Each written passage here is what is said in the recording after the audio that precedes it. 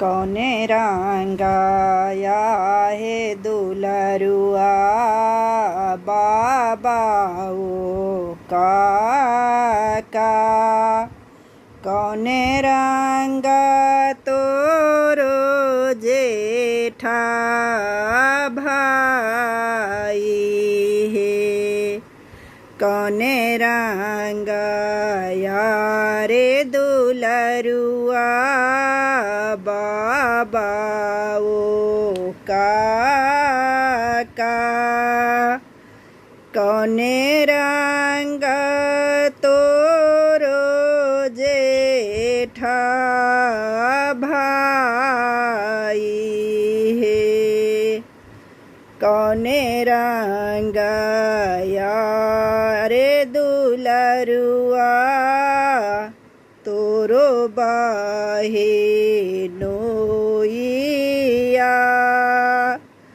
जाहि सशोभत बरिया तहे।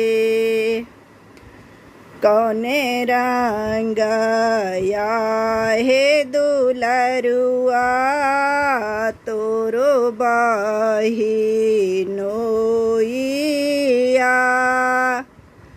जाहि सशोभत बरिया तहे। पाकल दरिया हे सासु बाबाओ काका। कारी कारी मोछ जेठा भाई। पाकल दरिया हे सासु बाबाओ काका। कारी कारी मोछ जेठा भाई है। लाले लाले धोती सासु हमारो बहिनोइया। ताहि सजत बरिया तहे। लाले लाले धोती सासु हमारो बहिनोइया। ताहि सजत बरिया तहे। केहि साजल माई है आजना बाजना। केहि सजल बरिया तहे। केहि साजल माई है मलिया के मौरिया। जाहि सशोभत बरिया तहे।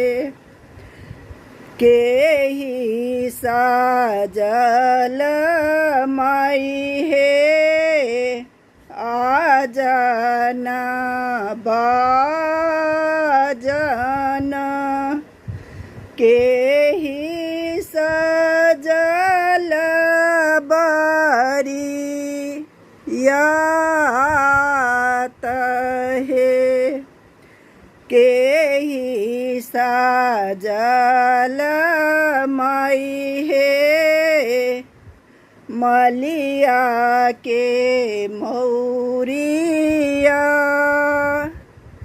जाहि शोभत बरी या तहे बाबा साजल मोरा आजना बाजन भैया सजल बरिया तहे अम्मा साजल माई हे मलिया के मौरिया साजी चलल ससुरारी हे बाबा साजल मोरा आजना बाजन भैया सजल बरिया तहे अम्मा साजल माई हे मलिया के मौरिया साजी चलल ससुरारी हे सारनी रेखे माई हे आजना बाजन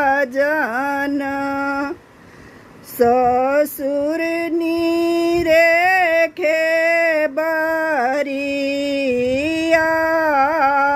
तहे सासुनी रेखे माई हे मलिया के मौरिया जाहि शोभय बरिया तहे सारनी रेखे माई हे आजना बाजन ससुर रेखे बरिया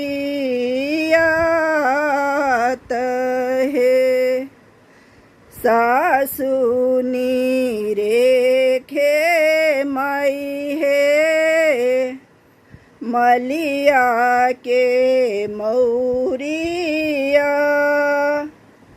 जाहि शोभय बरिया